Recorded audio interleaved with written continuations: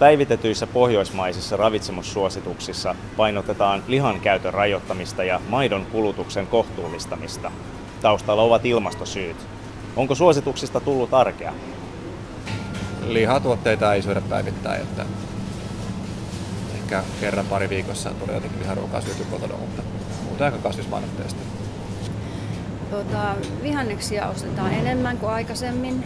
Tällä hetkellä liha on tosi kallista ja mä joka tapauksessa olen vähentänyt hyvin paljon lihan käyttöä. No siihen kai pyritään, mutta kyllä se liha ja kesäaikaan makkara, niin aina niitä on pakko syödä. Mitä mieltä olet kauppojen kasvisruokavalikoimasta? Mun mielestä on enemmänkin kuin tarpeeksi omiin tarpeisiin.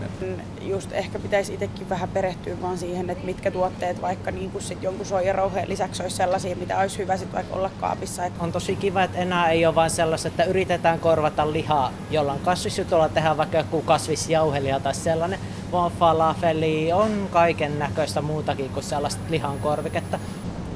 Jos lounasravintolassa on tarjolla sekä liha- että kasvisvaihtoehto, niin kumman valitsette ja miksi? 75% lihavaihtoehto, jos lihaa lasketaan mukaan sitten kana ja tämän tyyppinen, ja vaikka kalanlihakin. Ja ne on tottumuksia.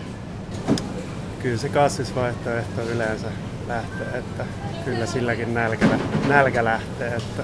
Se, mikä vaikuttaa herkollisemmalta. Se voi olla kumpikaan.